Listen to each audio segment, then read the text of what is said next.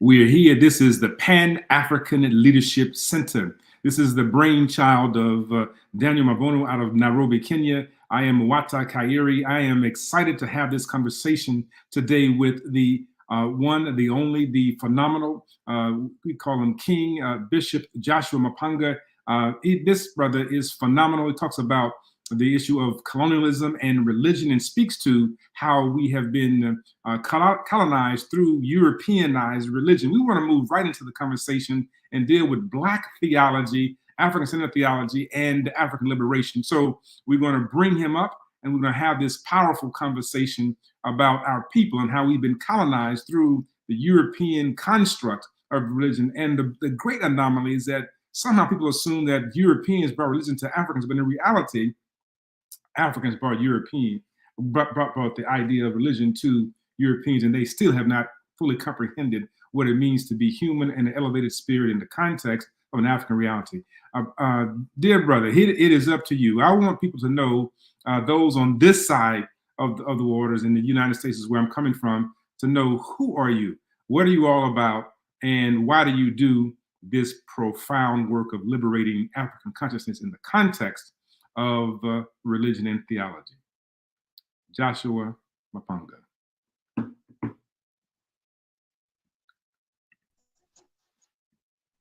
Thank you very much for extending the invitation to be part of this debate. And I think the time is right, and the time is now that the African offspring, children, need to start to have an honest conversation around the issues of colonization, the impact of colonization, the consequences of spiritual rejection, and the quality of children and products that it is giving us in terms of our political leaders, religious leaders, and also the influence on the academic space. And I think the review must be meticulous. It must be very meticulous, just like you do in a hospital. When you're doing a surgery, you will need to know what you want to cut out and have the correct tools to get to the problem and remove the cancer tumor and stitch it up, and people must normalize again. And I think in the African,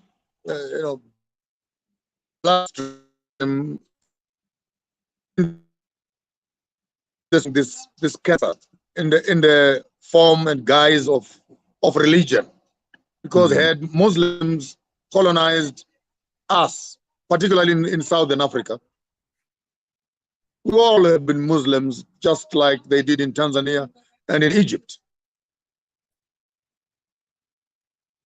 But because we're colonized by British, those in these areas Christians, but you cannot be what you are not. You cannot become anything except what you truly are. And this whole thing of making Africans feel like they are trying to be, or I have become a Christian, or I have become Muslim, or I have become that. It is such a petty conversation based on an artificial understanding of human anthropology. How do you become? I mean, if your name is Mr. Jones and my name is Maponga, how do you become a Maponga? You can't. You cannot. Maybe if your daughter could get married to one of my sons, then she could have a child to look like the Mapongas. But for her to say, I will become a Maponga, it's impossible. Therefore, Africans in our fundamental praxis of thought must not even think that it is possible to become a Christian, because Christianity is a project between missionaries and mercenaries. Deep, right? The idea of resources. Yes, becoming that, right? This is powerful. How do you become a Christian, right? And so this notion of Europeanization of an African construct of how to connect with a divine being is something that we really have to interrogate deeply. Because I think that too often we think that somehow becoming like the oppressor is somehow elevating us and liberating us. And in reality, it is another form of incarceration. And you said clearly that if we had been colonized by an Arabized version of Islam, we would be that, but we would try to become that. But the problem I see is that we try to become European and not understand how to be divine. Brothers and sisters, Brother Joshua Maponga is joining us from Johannesburg. He's been traveling. We want to thank him for finding a space to include us in this conversation. He is international. He's phenomenal, and we're having a deep dive discussion about how we colonize in the context of religion. Now, you said something that several things that are powerful, and I want to talk about this issue of eating the fruit with the lights on. But before we get there, I want to get into what you're saying about the idea of religion, foreplay, and colonialism. Articulate that. When I use that illustration, to be more precise, I'm looking at a marital, conjugal rights in an event where people are married and they're practicing their marriage rights. And how do you have a meaningful relationship with your wife or with your husband? The concept of foreplay is preparation. It is intended to get the person ready. And in this event, colonization sent out missionaries first into the villages. The missionaries, their job was firstly to preach, introduce Jesus, and recruit the men to come into the system of religion, and better still, to educate the community, because some of the missionary schools were some of the best schools in Africa, to prepare the black man so that when the colonial system starts, it will be able to have access to labor, educated labor, and educated, obedient labor, educated, obedient Christian labor, so that the gods and educated, obedient, religious labor that also knows how to dress and talk like the colonizer. So basically, the church became a training institution in preparation of the colonial institution itself. And the church produced the manpower. And then the state used that manpower to build the colonial system. So when I say religion, particularly Christianity in this instance, is a foreplay colonialism, it then pacifies the conscience of the black man. If a man hates you, he beats you on one cheek, give him the other cheek, love your enemies, forgive those that persecute you, slaves obey your masters. Look at all these kind of theologies that are piled up into the pulpit. And then what do you think is going to become of this man that you have baptized? And even the iconography of a white Messiah makes the white man look like he's the cousin of the Savior, whom you've accepted as your Lord and Savior. How do you fight with a white man when he looks like your Lord and Savior? So Christianity, as it were, became a very, very productive venue where the black mind is whitewashed, literally whitewashed. It is, the conscience is pacified, anger is managed, revenge is removed, land, you don't have to love land, you're going to go to heaven. Jesus is coming soon, take you to heaven, and you're going to live there for forever. So you don't need you don't need the land. And then you start singing songs, take the world, but give me Jesus. So, take everything. I want nothing here. I want everything on the other side. So it postponed our desire for materials into what I call escape theology, where the African is taught how to escape from this land into another land, and you never hear the African being taught, occupy till I come, be heads and don't be tails. And you only inherit the sins of Adam. Why can't we inherit the blessings of Abraham also? For me, theology, literally, I'm sorry, I've lost in a colonial theological framework, which intends for all practical purposes to introduce the African that you're a sinner, you're going to die, there is hell, there is, and the morale and the attitude of the African is trembled upon. How do you walk up to church every weekend and you're told how sinful, how wicked you are as an African? And what do you think you can perform? Then prayer becomes another docile space where you must not kneel down. And in some of these Catholic churches, they would be beating you up on the bed. That's submission. And religion is being used to do that, beating people in physically. That these Catholic priests would be whipping people on their backs into submission. You must come in front of me, and me as a pastor, I must pray for you. I must put my hands on you to put a blessing on you. What kind of rubbish is that? And you as a pastor, you're the one who is the father of this house. Your voice is stronger than my voice as a father of this house. Then what does the man become? So we demasculated the man, and we made them into women to an extent that men must even cry and confess that they love Jesus. They love Jesus. When a man confess that he loves another man to a point of crying for that man, we don't do that kind of trash. We don't do that. We don't do that as Africans. So you find that the psychology and the mindset of the African child is the shock up in him, the strength in him, the stand up, bow to nobody except we are giving respect, and it is due into this colonial form of to survive. This is what you must do, So it became so Christianity, another statement. Christianity is a survival kit for the African to access the colonial system and the colonial wealth. Because if you come to the place dressed up like an African, even the economic world will not accept you. The religious world will disdain you. So you must conform. And Christianity is where we teach people how to conform to the system. So Christianity then as a tool of manipulation of psychologically grounding the population to see themselves as not being worthy, as not being good. You mentioned the idea of coming from Ephesians, where it says, servants, obey your masters, and not talk about the issue of the power of liberation, that the greater things than these that you do also. I love how you break down the Lord's Prayer. It's a very powerful thing about give us this day our daily bread.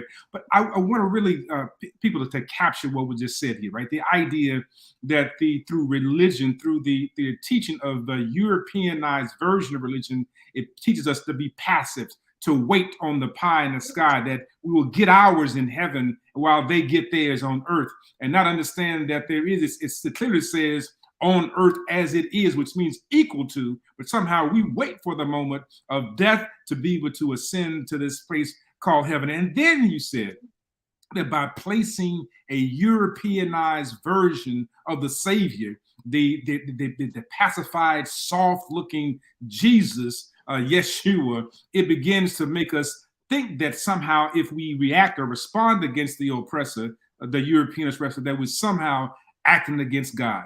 Powerful piece. And some people are saying here, so what is our plan of action? You cannot engage in action until you understand clearly what the problem is. People often want to jump right into what's the plan. The plan, first of all, as you mentioned earlier about in medicine, a doctor must assess clearly what is the problem, where is it hurting, where is the disruption. And we're saying here that clearly, and you said it very clearly also, is that this idea that through Europeanized religion, theological constructs, we see ourselves as less than divine. How then do we get ourselves to see ourselves as divine if we don't understand the problem that's blocking us from seeing our true divinity?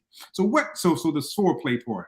Now, when we talk about this and about eating the rotten fruit in the dark, speak on that. That is a powerful analogy that you use. Speak about the what? Analogy. The eating the rotten fruit in the dark, eating the fruit in the dark. I turn the lights on. I love how you articulate that.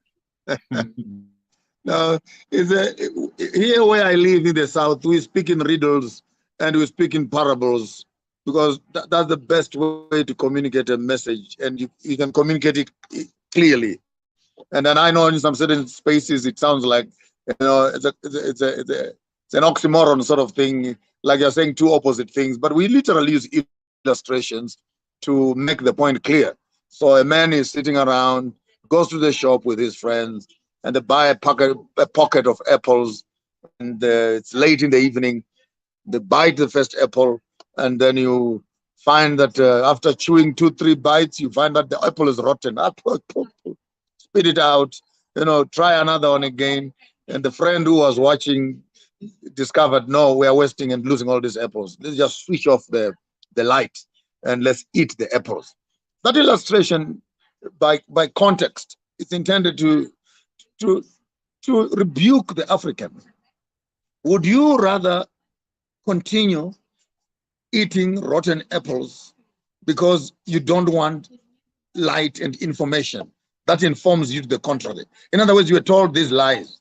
You were told all these concepts, whether they're religious concepts, economic concepts, governance concepts, and you've come to accept them. And when someone looks into these systems and we see the amount of rot that is in these systems, new monsters of legislation that we are beginning to face, same-sex marriage issues, twisted forms of women's rights and etc., twisted education, freedom of entertainment, and all these things that actually are eating the core of our African value system. And when you mention that these things are rotten, the Christian, the educated friends are saying, Maponga, please, just switch off those lights. Shut up. Don't talk about it. Let life continue as it is. We're already enjoying some ice cream. We're enjoying some entertainment. We got some fashion. We can now put some lipstick and some lip. We can also have some bank cards and some cars. There's some benefits here, man. What you squeaking all about? What you making noise about this African Renaissance and Pan-Africanism and Sonkofa returning? But just switch off the damn lights. It's a polite way of telling me, no, shut up. Let's just eat these rotten apples. As long as we don't see the rot, then it won't affect us. So many of our people do not want to interrogate the fruits that we are consuming, that we would rather consume it in the dark. And when people point out that there's some rot here, there is some misteachings here, there's something that is leading us into a level of spiritual malnutrition, and to say this is wrong, all of a sudden that we become the problem. So we have Joshua Maponga saying, they say this, just leave us alone. We're getting our ice cream, we're getting our fruits, we're getting everything, but we do not realize that we're not getting nourished properly into our full spiritual beingness. And so this is how they control us perpetually. And you mentioned the Catholic Church. And to add on that, also, to add on that, I want to pinch something. I understand these people, my brothers. I understand them very well, because the educational system that they are coming through has already told them that this is the only way and there's no other way. So you're already dealing with psychologically conquered people who are not intending to get into power, into politics, to change the system. They get into the system so that they can conform to the system and force the Africans to comply to it. So are all the ministries in the government. So are all the academic institutions. People go into these institutions not to transform them, but they go into these institutions because they're now the new stakeholders. They are the new directors. They're the new Uncle Toms who are managing the system. And these are the people who are telling us, switch off the lights and let us just eat these rotten apples. Don't bother our consciences. Don't remind us who we are as Africans. Don't take us back there. Don't talk about slavery. Now move on, But if a fool breaks your leg, here's another one for you. If a fool breaks your leg and he prays for another chance, you may end up on a wheelchair. Brother Bishop, I am so appreciative of your insight, your intellect, and your interrogation of a system of mental and psychological as well as spiritual incarceration, that we get so locked into a system and we assume that somehow we're doing a great work. And you're right. Many of our people do mean well, but you can have good intentions and still be very destructive.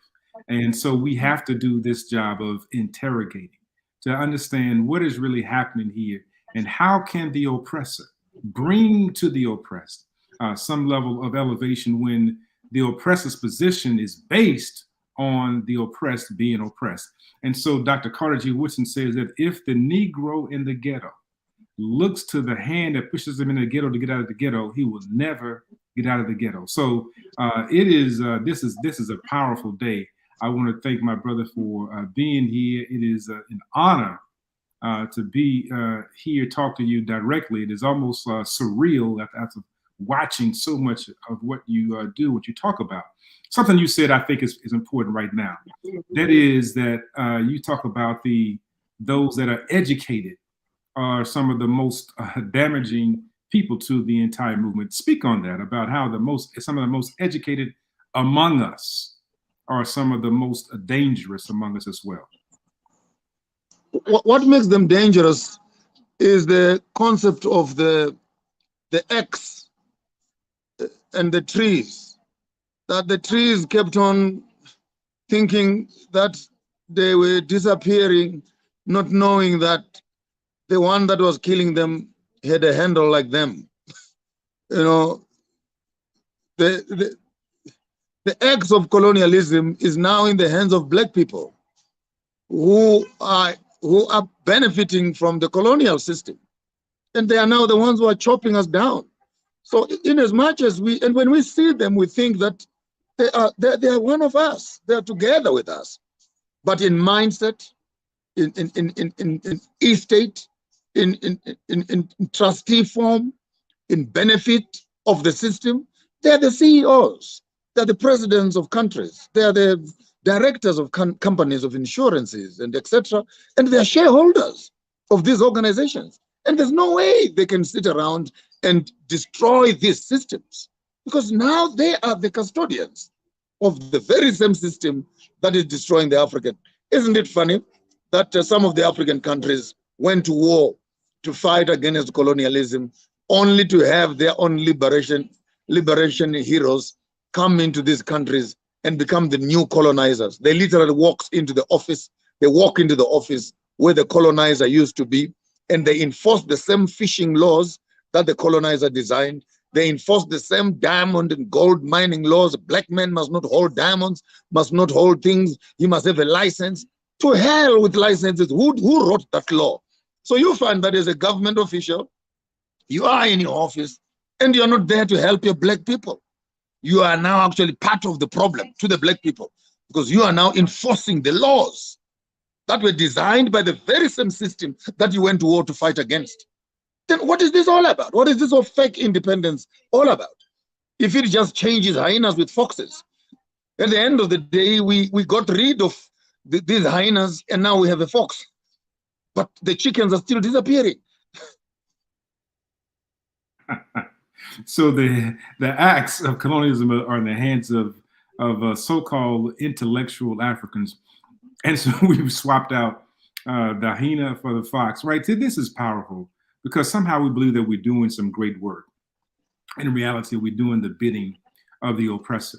Now, let's talk about something that you really are passionate about, and you talk about farming, and talk about liberation and economic liberation. You talk about the various governments, and so this is what you're hinting on right now, of so-called independent nations in Africa, on the continent of Africa. But in reality, they're simply doing the bidding of others. But what is it that you say that we can do, taking our spirituality, understanding our divine presence, our essence, and promote economic, psychological, and spiritual liberation for our people? Let's start with the economic part about farming. You love to talk about that. Go for it. When we go for land, there are three estates that you have. The estate between your ears, that goes for your thinking, the quality of information, and the seeds that you're planting in your mind. The second estate is the estate of reproduction, longevity, posterity, continuity. Who is planting in your field if you are a woman, and in what field are you planting if you are a man? And the third field and estate is the estate underneath your feet, which is the land itself. It is very dangerous to give a man the land underneath his feet when he is not in control of the land between his legs and the land between his two ears. The concept of land, therefore, to an African, it is our source of wealth. From the land we came, to the land we shall return. We don't own our land owns us. Land gives us access to the spirituality that we desire. That is our waters for cleansing. That is our mountains and high places and sacred sites. That is our seas also and our air. So the African spirituality is this way, it is directly linked to land, inheritance of land.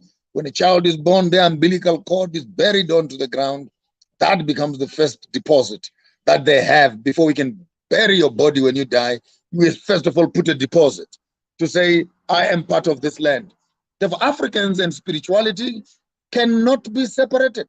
We cannot even wash. I want even to say very clearly, it is illegal to read the Bible and read the Torah when you don't have land, because land is the purpose of theology.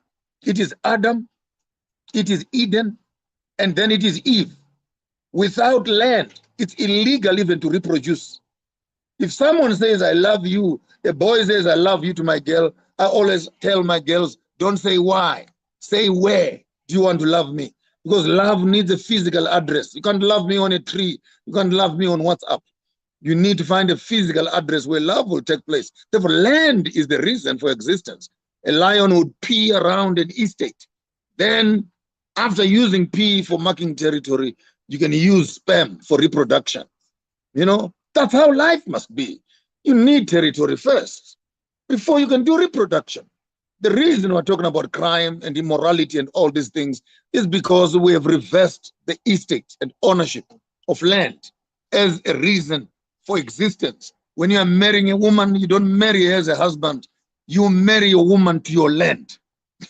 She gets married to the very soil on which you own, because her children will become the inheritors of that land.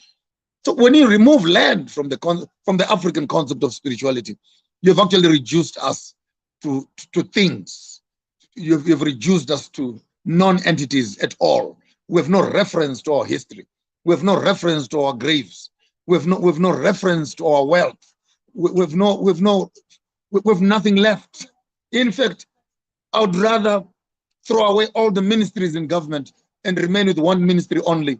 That's the ministry of land. Because with land, you have water. With land, you have mining. With land, you have housing. With land, you have agriculture. With land, you have minerals. With land, you have roads. Without land, just shut up. You got nothing. There's nothing. So this and the economy, Mhm. the economy of the Bible and the economy of the African is founded on land, founded on wealth, and wealth is land. Without land, you don't even return tithe. So we have a duty and responsibility to cultivate and honor the land, and with the land, then we have our true liberation. How has our theology moved us away from understanding what you just said about the power of the land and our responsibility? Very interesting view you're bringing right there. How did our theology allow me to disqualify that statement? I can't call it our. Just allow me to remove the our part, because I don't think we were involved in designing that theology. We don't know the intentions of that theology. We are only seeing the impact and the ramifications of that theology. But let's call it for what it is. How has colonial theology moved us here? Number one, it has moved us here by postponing our wealth from earth to heaven. Let's put that as point number one, with an eschatological message that says on earth you are worth nothing, you only have value on the other side. And secondly, the theology has made us to say, do not put value on earthly things, but put value on spiritual things. And those spiritual things are only in the definition of the colonial library again. Because if it was really spirituality, that comment, you cannot practice spirituality without land. And ultimately, our theology was being propagated by those who were disenfranchising us in terms of our land. So how could they conflict themselves by teaching us to love land, yet they were stealing the same land away from us? So it's a project, well thought out project, which included, take the land away from them, build industries, move the men away from their traditional homes, let them come to town, they can look for employment so that they can pay taxes, move the women to where you want. By the time the men come back to the villages, they found that their women had been dumped in some small little non-productive pieces of land, and their white man was now farming on top of the graves of their forefathers. So it was a project which actually destroyed the African spirituality to its core. I thank you. So thank you for the correction, the realignment, the reassessment. We talk about their philosophical understanding and not our understanding. So now, when we have this situation where we understand and comprehend our responsibilities and obligation to do the cultivation, what is now challenging us as Africans from really benefiting economically from all that is happening? That the Europeans are coming in, they're getting the gold, they're coming in, they're getting the coltan, the tantalite, the uranium, they're getting all of these things out of the soil. What is preventing us from benefiting from the divine source that God has given us to really build African civilization where it should be? Two problems, if not three problems. The first problem are the Uncle Toms, who are the custodians, who are actually assisting the very colonial system to abuse the African resources. But let me expand on that and say that the quality of our industry in Africa was never designed to be a beneficiating industry, which will work end to end in terms of resource, from raw material to processing to final product. Remember that the European Industrial Revolution sits on the African raw material supply, so that the jobs we are talking about in Europe are a result of the raw materials that you're getting from the African continent and from Latin America and etc. So I worked in the steel companies in London. We were manufacturing bolts for aeroplanes and ships, and I would actually see the steel there manufactured, made in Zimbabwe. So in as much as we can be talking about all those factories in Luton that are high consumers of steel, if you get closer to them to run those jobs, you need the materials, the raw materials. So where are the raw materials coming from? The raw materials are coming from Africa, and the final products are in Europe. Then bring them back as cars, bring them back as gadgets, and the African can't even afford them. So we need to understand again the psychology of poverty, of raw material harvesting. And I want to say this loudly to all African leaders: stop digging more, start manufacturing more. You don't need to produce as much minerals as you are producing. You need to beneficiate those minerals. It's amazing that up to date, we still don't have our own aeroplanes in Africa, yet all the aluminum, all the minerals, people are threatening us at the Security Council with atomic bombs and nuclear bombs, yet 50% of that uranium and plutonium and etc. is dug right in our nostrils in Africa. We're not even allowed, by the way, to produce one nuclear warhead, because apparently we're going to kill ourselves with these nuclear weapons. Now they take the same minerals and then they make these weapons. But then what are you doing in our universities if you can just compete with the best in the world, if need be, buy the technology from the West and protect yourself? So we have an economic systems and structure in Africa that does not respond directly to the raw material that it has.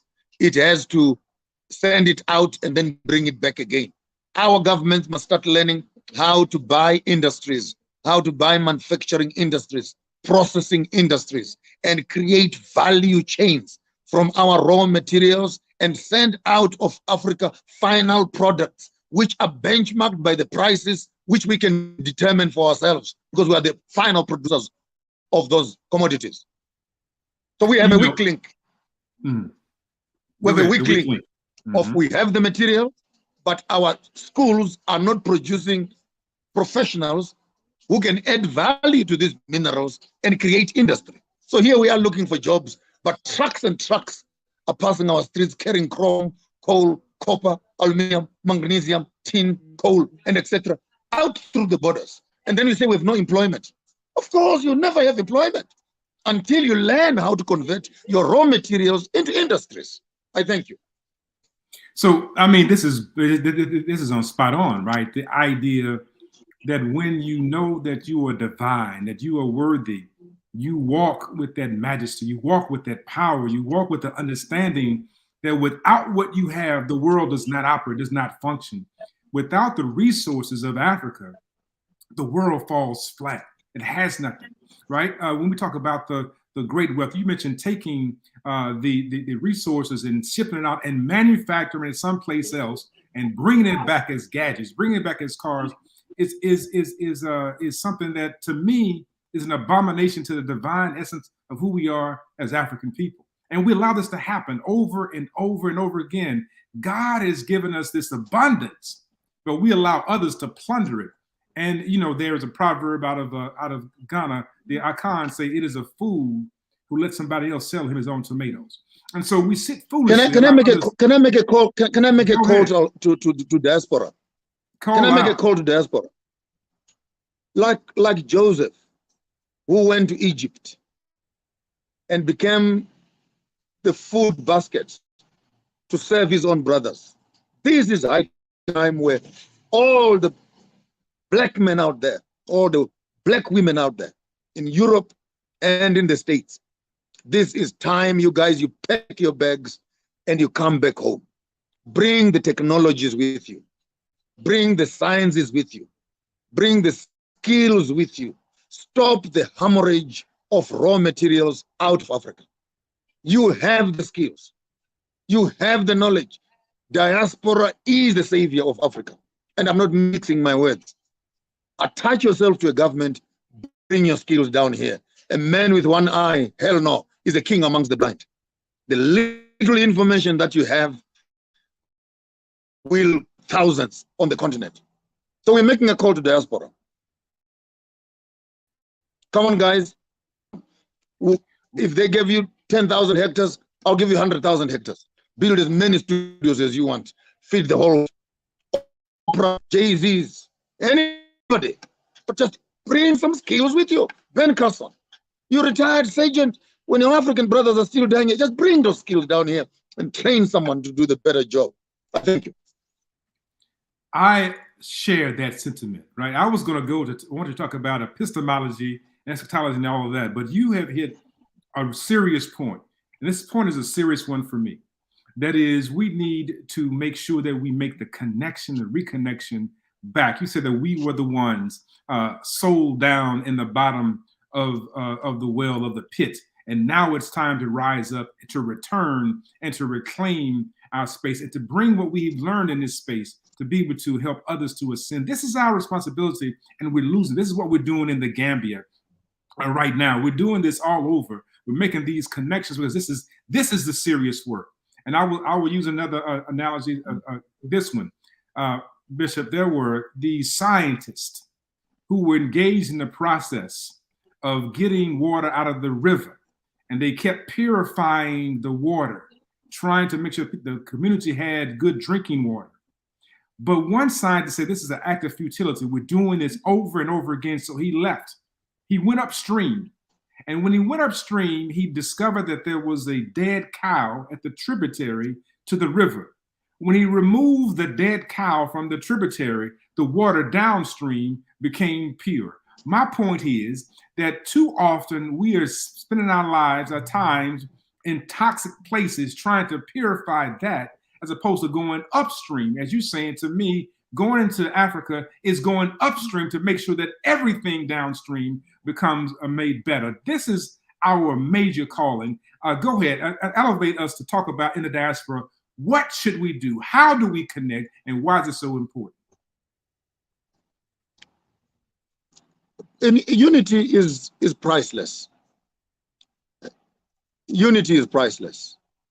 One grain of grass you can break easily, but once you tie them into a bundle, you can make your brooms, and it's difficult to break. The power of unity with understanding is that where you are weak, I become strong as a brother. And we begin to share common strengths as we are sharing common weaknesses to create a nation that is safe for us and our children.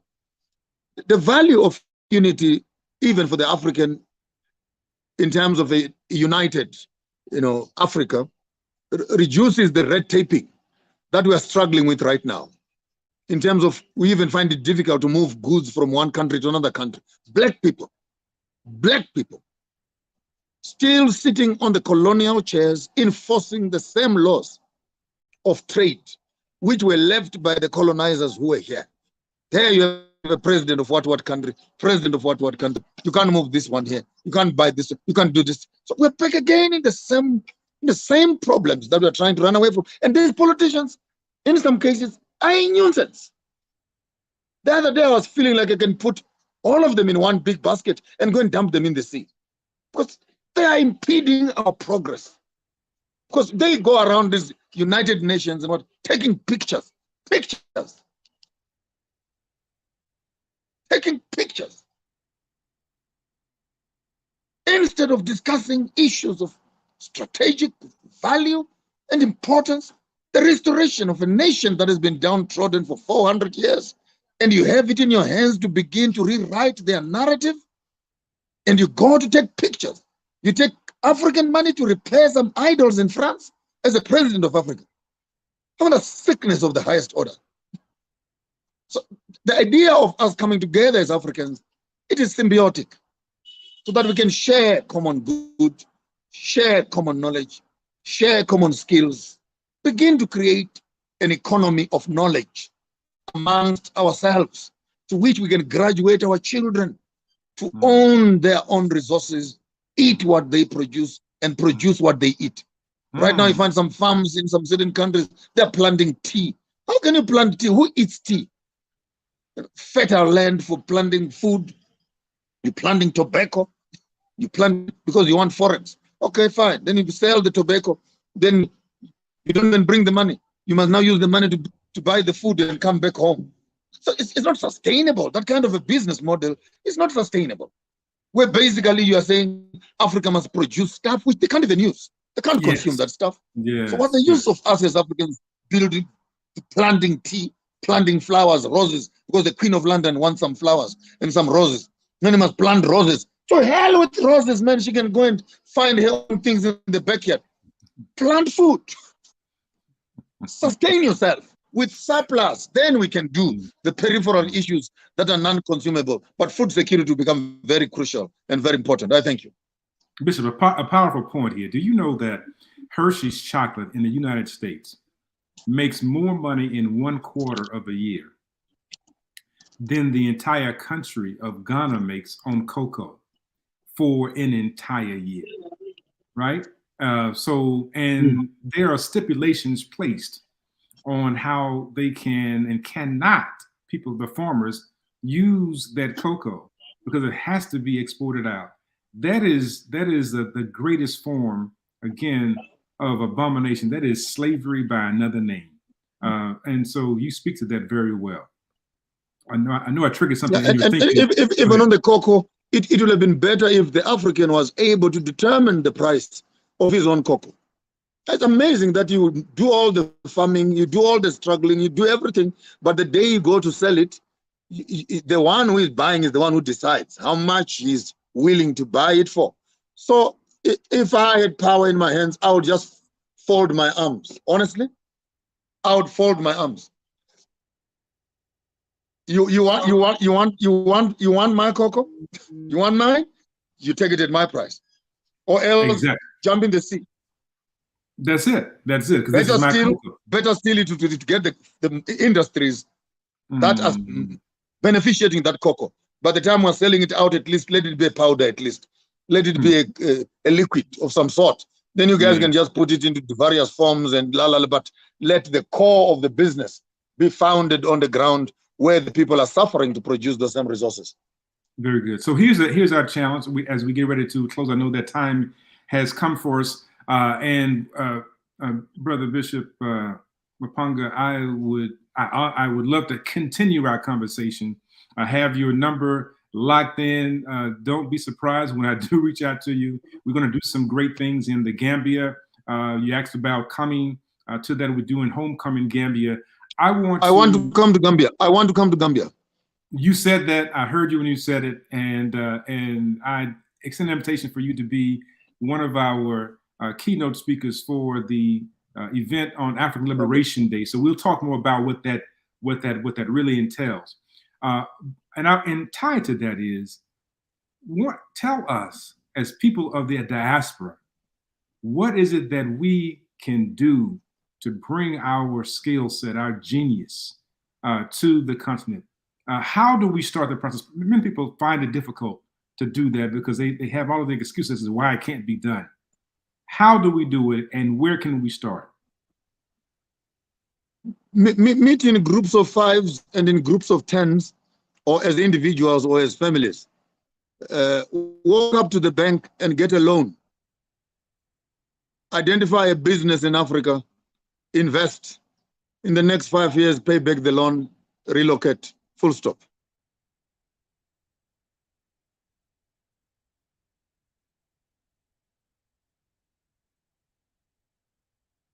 I was waiting for the deep dive, but you just said just come together, organize, get the loan, get yourselves organized, and then many things that access we can get into. Yes, get yourselves organized, access the finances, identify. Maybe what you need to do for a start is to come to Africa now for a tour and look into the areas of your specialty. What are you specialized in doing right now in the States? Come to Africa and find where your skills are most appreciated.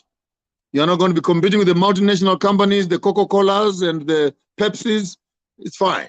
You're going to start from scratch and go back home, identify a funder, access your loans, come back here, acquire some land, talk to some local producers, manufacture, produce. I guarantee in less than 5 years, whatever loans you'll have created, you should be able to pay them back with a good interest. Just like the Israelites. Before you go out of Egypt here, go back to those guys and do some, collect something, man. Don't just walk away from this land empty-handed. Pick up something, take some gold, take some silver, and then get out of that land. Yeah. So you are currently in Johannesburg, but you're based out of Zimbabwe? Yes, I'm in Zimbabwe. Okay, but you're in Johannesburg. So we want to come to Zimbabwe. We want to come to Joburg. What do we do with you in Zimbabwe that we can come and say? You say that you have a hectare-acre for us to start some work. What do we do? How do we get started? What does it look like? What we can do is what the government is prepared to do and what the people are willing to do and prepared to do. There are doors of opportunities available, from producing of lithium batteries, big business. Turning coal into fuel, big business. We've just discovered oil now in the country. You can think around those businesses. We have just met up our wheat quota for 13 months now, big business. We have food basket for the South, gold galore. Almost 60% of the country is mineable. Diamonds, platinum, gold, iron ore, tin, magnesium, name it. You want the air? There is enough solar in the air. You can even sell us airtime if you are into telecoms. We have enough clean water. The Zambezi is always flowing, non-stop. Into lots of business around that, from fisheries to hydro power and etc. The land, vegetation, game reserves, farming. So the 3 industries are quite viable. The industries of the skies, there's enough there. The industries of the land, there's enough there. The industries of water, there's enough. This is what we needed to hear. Too many of our people believe that there's nothing in Africa. And whenever I say, let's go to the continent, they say, why am I going there? There's nothing over there. You just articulated in one country all of the things that are available that could be harvested and utilized for liberation. 86 of the most sought after minerals in the world. Zimbabwe has them. 86 of them. 86 of the most sought after minerals are in one space. Now imagine an entire continent, and then we ask the question, where has the land been blessed? Right? Because you cannot find these resources in England, in Europe. You cannot find them in the United States. you can find them where God has ordained the people. This is where theology, when it moves back to its center, reminds the people that they are the divine people of the universe. Brother Bishop, please give us a closing thought here as we get ready to transition. I don't want to bite all of your time there in Joburg. People are waiting for you because your presence is so profound. But give us something to think about as we close out. I would want to close by saying every time you try to be like me, you are forfeiting me the opportunity to experience you. Black child, stop trying to be a white man. Stop trying to be like a white man. The white man is not trying to be like you. In unity, we stand. In identity, there is purpose. And we can bring up our children in the truthfulness of their own identity. And a person without identity will be chased and pushed anywhere by the winds and the winds of change. And we are not Caucasians. And Caucasians are not Bantu. They don't have the spirit of Buntu. We are Bantu. So let us be human, and let us be humankind, kind to each other as Africans. Let us be mankind, kind to each other. And let us not allow our generation to extinct in our own eyes. If we are not careful as Africans, we're going to end up as coconuts, brown on the outside and white on the inside. The culture of the white man will consume you, black man.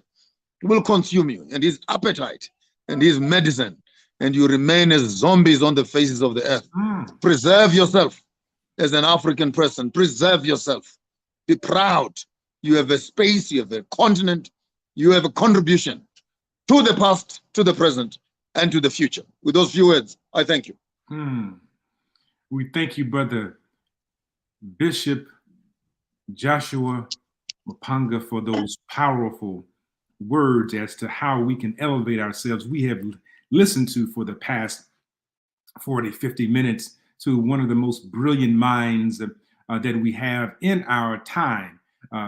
Bishop Joshua Maponga is encouraging us to understand that we are to unite, that we are one people, that we are divine people, that we are children of the Son, and that we have no business playing backseat to anyone, that we do not have to walk around and pretend to be who we are not, because if you be who you're not going to be anything. And that this is the call. This is the time is now to reconnect on the continent, to bring our skills from the diaspora back to the continent, and to be able to reverse the brain drain and begin to help all of us to ascend, to become better. And we do that by understanding that we are sacred and divine. We need not own and honor the theology of the alien, because the alien theology is designed to facilitate their growth, development, and expansion. And it is to also to promote our expulsion. We need to understand that we have been given all that we need to succeed. There's no excuse not to produce. Everything that we have is within us.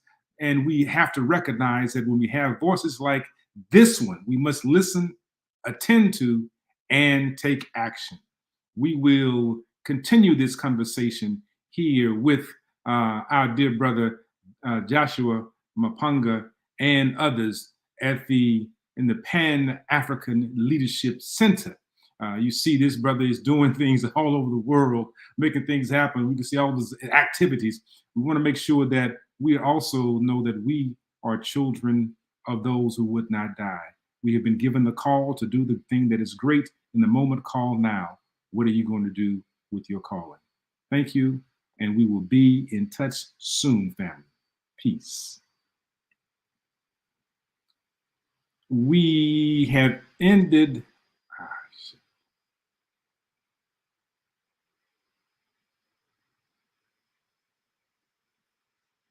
The broadcast